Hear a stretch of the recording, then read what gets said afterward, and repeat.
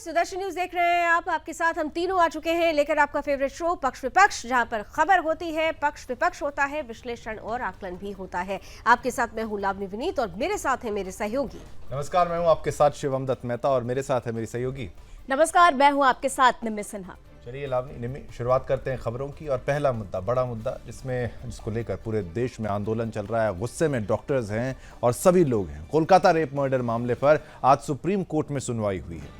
आपको बता दें कि शीर्ष अदालत ने इस मामले पर स्वतः संज्ञान लिया था, जहां सुनवाई के दौरान चीफ जस्टिस डीवाई चंद्रचूड़ ने मुख्यमंत्री ममता बनर्जी की सरकार से तीखे सवाल पूछे।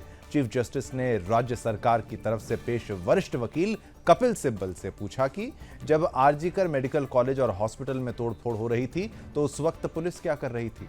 सुनवाई के दौरान चीफ जस्टिस ने कहा कि कोलकाता रेप मर्डर केस मामला गंभीर है क्योंकि ये स्वास्थ्य कर्मियों की सुरक्षा से भी जुड़ा है। उन्होंने कहा कि महिला डॉक्टर के साथ हुए अपराध का पता चलने के बावजूद मेडिकल कॉलेज के पूर्व प्रिंसिपल डॉक्टर संदीप घोष ने उसे आत्महत्या बताया। इसी के साथ ही सुप्रीम कोर्ट ने सुनवाई के दौरान मामले में देरी से एफआईआर और पीड़िता की डिटेल्स मीडिया में आने जैसे मुद्दों का जिक्र करते हुए इस मामले पर प्रिंसिपल, राज्य पुलिस और राज्य सरकार की मंशा पर सवाल खड़े किए हैं। खबर आपने जानी, अब इस खबर का पक्ष जानिए लावनी से।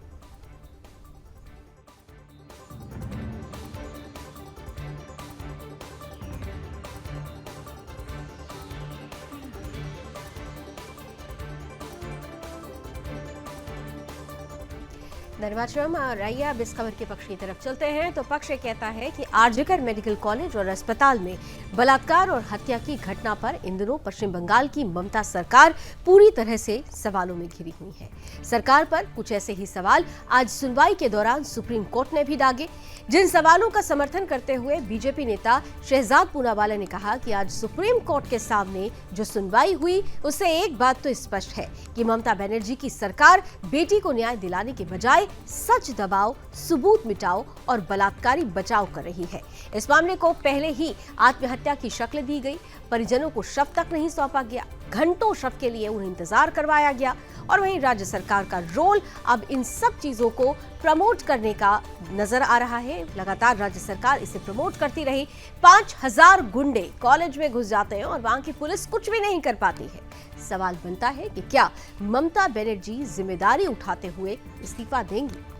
दुख की बात यह है कि लड़की हूं, लड़ सकती हूं कि बड़ी बातें करने वाली, ऐसी बड़ी बड़ी बातें करने वाली कांग्रेस की ये बड़ी नेता, दरअसल प्रियंका गांधी वाड्रा का बिना नाम लिए उन पर निशाना साधा जा रहा था। लड़की हूं, लड़ सकती हूं की बातें करने वाली कांग्रेस की बड़ी नेता भी इन दिनों कहीं दिखाई नहीं देते हैं। यानी कुल मिलाकर यहां पर भी सेलेक्टिव अप्रोच नजर आता है। आइए इस खबर का पक्ष आपने मुझसे जाना, अब इस खबर का विपक्ष क्या कहता है, चलते हैं मेरी सहयोगी निम्मी के पास।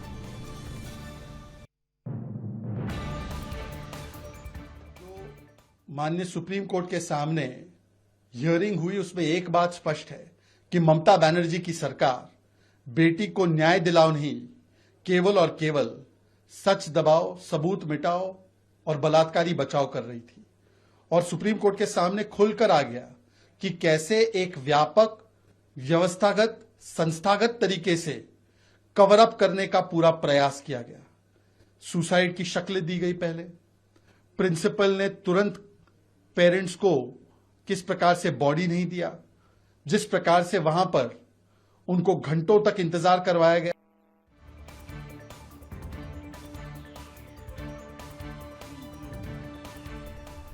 तो चलिए अब इस खबर का विपक्ष आपको बताते हैं। और कोलकाता रेप मर्डर मामले पर आज एक और जहां सुप्रीम कोर्ट से लेकर बीजेपी तक इस मामले पर ममता बनर्जी पर सवाल खड़े करते नजर आई, तो वहीं दूसरी ओर बिहार के पूर्णिया से निर्दलीय सांसद पप्पू यादव अब ममता बनर्जी के बचाव में उतर आए हैं, जिन्होंने इस मामले पर ममता बनर्जी और उनकी सरकार का बचाव करते हुए कहा कि केंद्र को बेटी पर ही राजनीति करनी है। उन्होंने नाम लिए बिना बीजेपी पर हमला बोलते हुए कहा है कि केंद्र उत्तराखंड बिहार में रेप की घटनाओं पर जवाब दे।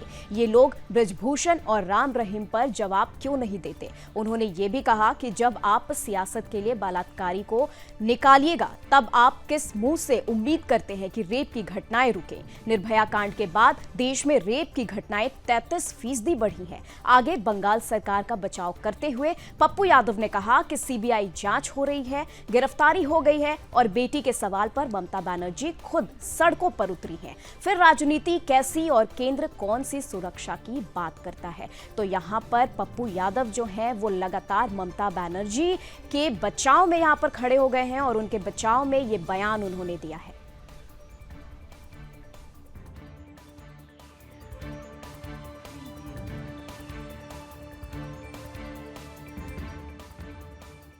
आप कानून भी आप ही हैं। जब और लोग हड़ताल करते हैं तब आप उसको गाली देते हैं कि ये हड़ताल बंद, ये नेता लोग गलत काम करते हैं। और बेटी को आप डॉक्टर से आजाद से, जैसे मायावती जी और चंद्रशेखर जी ने ट्वीट कर दिया, उसके अलावा कोई नेता अभी तक क्यों नहीं गए। बिहार में 4 बलात्कार हुए, उत्तराखंड में बलात्कार हुए नर्सेस के साथ, और बिहार में इससे बड़ा विभत्स घटना तो नहीं घटी। एक भी नेता नहीं गए, एक भी दलित लीडर नहीं गए। जो बिहारी फर्स्ट कहते हैं, जो मांझी जी दलित लीडर कहते हैं अपने को, बड़ा हमारे परिवार की तरह है।